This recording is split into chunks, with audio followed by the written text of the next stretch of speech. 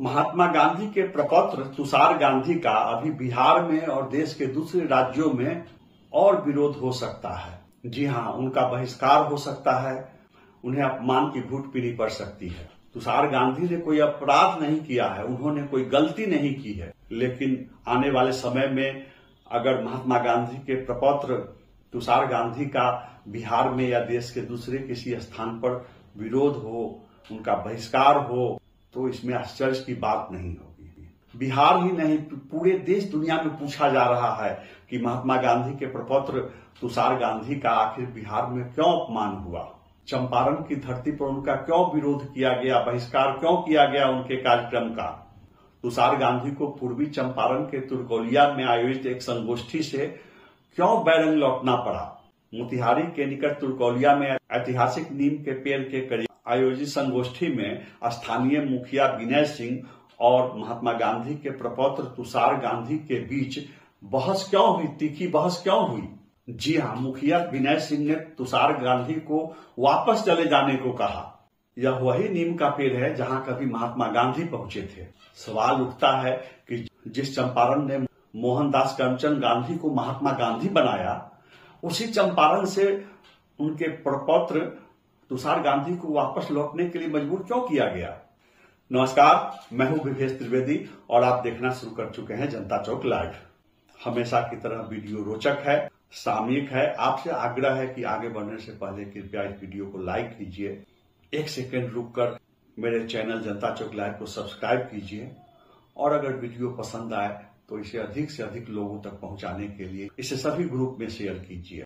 मैं चंपारण में तुषार गांधी के विरोध, उनके अपमान, स्थानीय मुखिया द्वारा उनके बहिष्कार के कारण के तह तक ले चलूंगा।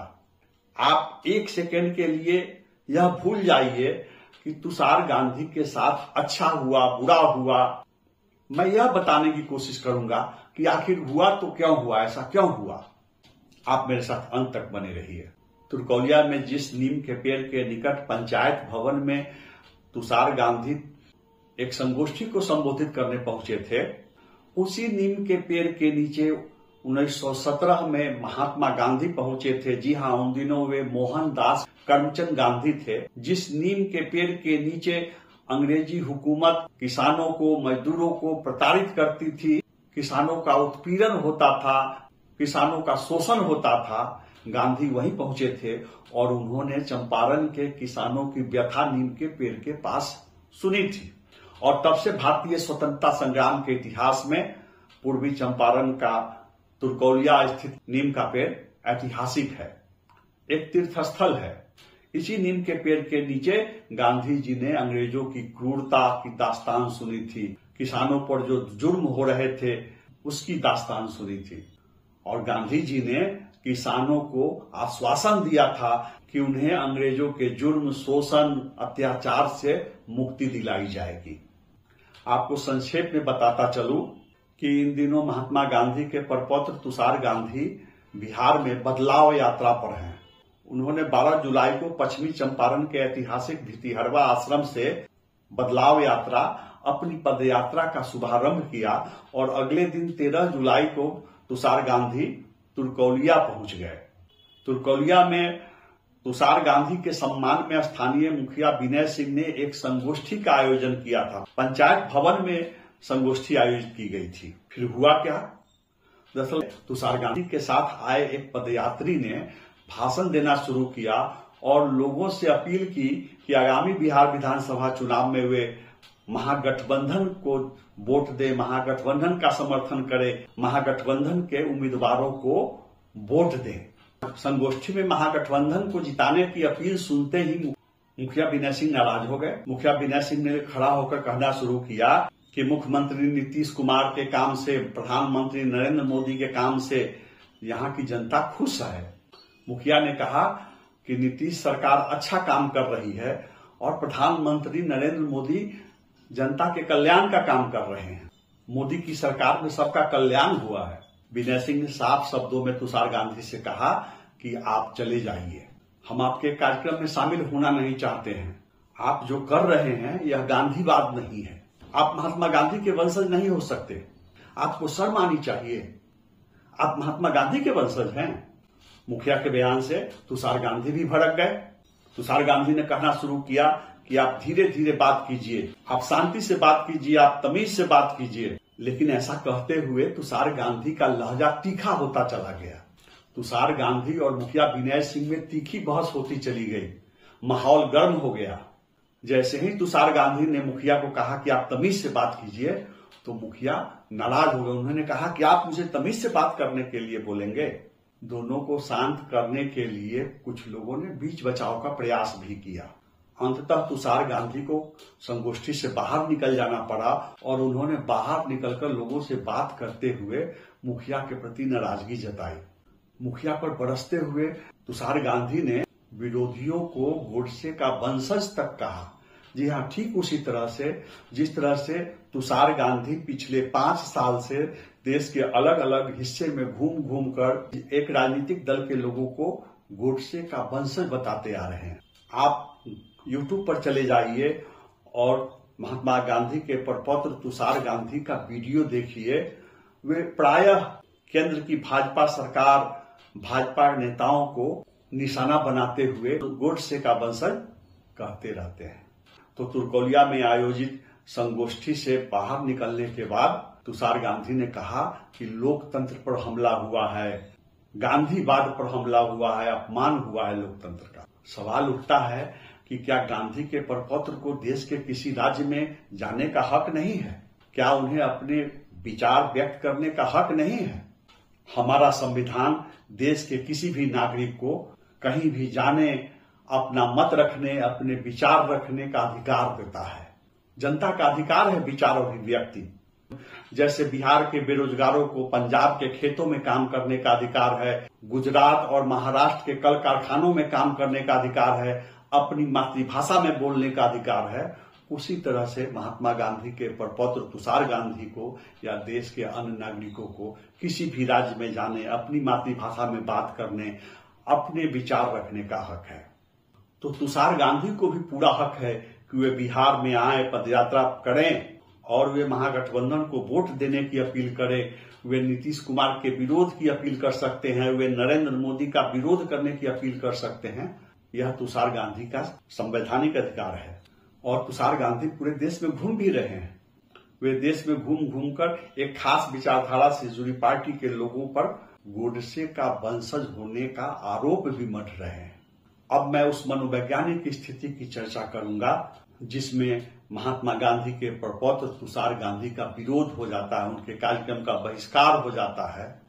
यह जानना जरूरी है कि चंपारण में तुषार गांधी का क्यों बहिष्कार हुआ। तो सबसे पहले एक बात स्पष्ट कर देना जरूरी है कि महात्मा गांधी ने 1917 में जो सत्याग्रह चलाया था, चंपारण की धरती पर जो आंदोलन किया था, अंग्रेजों से जो लड़ाई लड़ी थी, उससे तुषार गांधी की पदयात्रा की तुलना नहीं की जा सकती है। दोनों दो चीज है। अगर तुषार गांधी की पदयात्रा, बदलाव यात्रा की तुलना हम महात्मा गांधी के सत्याग्रह से करें तो यह भारी भूल होगी। महात्मा गांधी ने क्रूर अंग्रेजी हुकूमत का विरोध किया था। तुषार गांधी अपने देश में बहुमत से बनी हुई एक सरकार का विरोध कर रहे हैं। उन्हें पूरा हक है, सरकार बहुमत से बनी हुई है। इसका मतलब यह नहीं है कि कोई राजनीतिक दल, कोई व्यक्ति सरकार की नीतियों का विरोध नहीं करेगा। लेकिन महात्मा गांधी के सत्याग्रह और तुषार गांधी के विरोध में अंतर है। तो तुषार गांधी केंद्र सरकार में शामिल नेताओं पर निशाने साधते हुए सार्वजनिक रूप से बयान देते हैं कि गोडसे के वंशज हैं। जाहिर सी बात है कि तुषार गांधी का कहीं समर्थन भी होगा और कहीं विरोध भी होगा। अब इस विरोध को गांधीवाद का विरोध कहना हास्यास्पद होगा। आज यह गौर करना जरूरी है कि वे कौन से लोग हैं जो गांधीवाद का विरोध कर रहे हैं, गांधीवाद का विरोध करा रहे हैं, गांधीवाद को अपमानित करा रहे हैं, लांछित करा रहे हैं। तुर्कोलिया की संगोष्ठी में महात्मा गांधी के प्रपौत्र का नाम सुनकर, तुषार गांधी का नाम सुनकर लोग उन्हें देखने के लिए, सुनने के लिए पहुंचे। लेकिन जब उसी संगोष्ठी में एक पदयात्री खड़ा होकर महागठबंधन को जिताने की अपील करने लगे, महागठबंधन की सरकार बनाने की अपील करने लगे और महागठबंधन के उम्मीदवारों को वोट देने की अपील करने लगे, तब प्रधानमंत्री नरेंद्र मोदी को चाहने वाले नीतीश कुमार के समर्थक नाराज हुए, वे आहत हुए। मुखिया विनय सिंह खड़ा होकर कहने लगे तुषार गांधी से कि आपके प्रोग्राम को हम अवॉइड करते हैं, आप चले जाइए यहां से। तो संगोष्ठी में बैठे कुछ लोग ताली बजाने लगे। मुखिया ने कहा कि यह गांधीवाद नहीं हो सकता, इसमें गांधीवाद नहीं है। तो तुषार गांधी ने उन्हें उंगली दिखाते हुए कहा कि आप तमीज से बात कीजिए। मुखिया ने आहत होकर कहा कि आप गांधी जी के वंशज हैं और आप कह रहे हैं तमीज से बात कीजिए। एक और गौर करने वाली बात है, आप वीडियो को दोबारा सुनिए। जब मुखिया विनय सिंह यह कह रहे हैं कि नीतीश सरकार अच्छा काम कर रही है, मोदी सरकार में सबका कल्याण हो रहा है, तो संगोष्ठी में बैठे हुए लोग ताली बजा रहे हैं। एक सवाल यह भी पूछा जाना चाहिए, क्या तुषार गांधी को पंचायत भवन में कार्यक्रम आयोजित कर महागठबंधन सरकार बनाने की अपील करनी चाहिए? पंचायत भवन एक सरकारी भवन हुआ, क्या वहां से किसी दल को हराने या किसी दल को जिताने की अपील की जा सकती है? क्या वहां से चुनाव अभियान का संचालन किया जा सकता है? और जब तुषार गांधी के साथ आए पदयात्री अपील कर रहे थे कि आप महागठबंधन की सरकार बनाइए, आप महागठबंधन के उम्मीदवार को वोट दीजिए, तो वहां बैठे लोगों के दिल दिमाग में कैसी तस्वीर उभर रही थी? जाहिर सी बात है, लोगों के मन में राहुल गांधी का चेहरा उभर रहा था, लालू यादव और तेजस्वी यादव का चेहरा उभर रहा था। तो बिहार में जो लोग फिर से लालू परिवार का शासन चाहते हैं, उन्हें तो पदयात्री की अपील अच्छी लगी होगी, लेकिन दूसरी ओर बिहार में जो लोग जंगल राज से बचना चाहते हैं, फिर से जंगल राज की वापसी नहीं चाहते हैं, उन्हें तो नागवार गुजरा होगा पदयात्री की यह अपील। फर्ज कीजिए कि कोई नेता किसी कार्यक्रम में अगर अपील करते हैं कि आप एनडीए की सरकार बनाइए बिहार में अगली बार, तो लोगों के दिल दिमाग में किसकी तस्वीर उभरेगी? सकनी चौधरी के लड़के जो बोर्डिंग रोड में काफी चर्चित होते थे, सम्राट चौधरी, उनकी तस्वीर उभरेगी लोगों के दिल दिमाग में कि अगर सरकार एनडीए की बनेगी तो यही सम्राट चौधरी बिहार के कर्णधार होंगे। लोगों के दिल दिमाग में तस्वीर किसकी उभरेगी? तो नित्यानंद राय की तस्वीर उभरेगी कि कल होकर के ये हाजीपुर वाले, हाजीपुर के लोग खूब जानते हैं कि नित्यानंद राय कौन है, क्या है, तो यही नित्यानंद राय कल होकर के बिहार के कर्णधार हो सकते हैं। तो जिन लोगों को सम्राट चौधरी में और नित्यानंद राय में मसीहाई छवि दिखता है, उन्हें तो यह अपील पसंद आएगी। लेकिन बिहार में एक बड़ा वर्ग ऐसा भी है जो सम्राट चौधरी को या नित्यानंद राय को बिहार में मुख्यमंत्री की कुर्सी पर बैठने लायक योग्य नेता नहीं मानता है। तो ऐसे लोगों को एनडीए की सरकार बनाने की अपील नागवार लग सकता है। तो किसी भी चुनावी सभा में, किसी संगोष्ठी में, चुनाव अभियान में बिहार के अलग अलग वर्ग के दर्शकों में, नरेंद्र मोदी के पक्ष विपक्ष में, सम्राट चौधरी के पक्ष विपक्ष में, राहुल गांधी के पक्ष विपक्ष में और तेजस्वी यादव के पक्ष विपक्ष में लोग आवाज उठाएंगे, नारे लगाएंगे, जिंदाबाद कहेंगे तो मुर्दाबाद भी कहेंगे।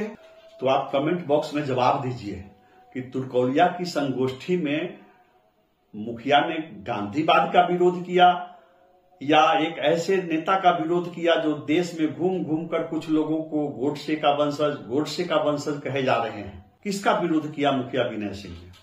मुखिया विनय सिंह ने पंचायत भवन से एक दल विशेष, एक गठबंधन विशेष को जिताने, समर्थन देने की अपील का विरोध किया या मुखिया विनय सिंह ने लोकतंत्र का विरोध किया? आप कमेंट बॉक्स में जवाब दीजिए। आप यह भी लिखिए कि तुषार गांधी की ये जो पदयात्रा है, यह सत्याग्रह है या चुनावी अभियान है? तुषार गांधी को सत्याग्रह का भी हक है और चुनाव अभियान का भी हक है। चुनावी सभाओं में पहले भी वक्ताओं का विरोध होता रहा है। यह सिर्फ भारत की बात नहीं, विदेशों में भी देखा जाता है। नेता के पक्ष में नारे लगते हैं और नेता का विरोध भी किया जाता है। इंदिरा गांधी की सभा में भी काले झंडे दिखाए जाते थे और नरेंद्र मोदी की सभा में भी विरोध का प्रयास किया जाता है। नीतीश कुमार की सभा में भी विरोध का प्रयास किया जाता है। चुनावी सभाओं में, चुनाव अभियान में समर्थन और विरोध आगे भी होता रहेगा और किसी विनय सिंह से गांधीवाद को कोई खतरा नहीं है और न ही गांधीवाद को तुषार गांधी के सहारे की जरूरत है।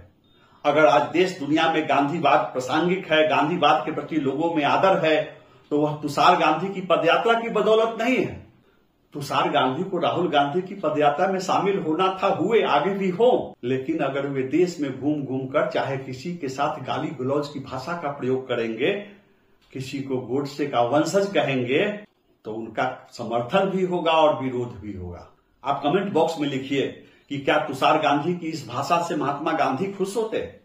मित्रों, यह वीडियो आपको कैसा लगा, अपनी राय कमेंट बॉक्स में दीजिए।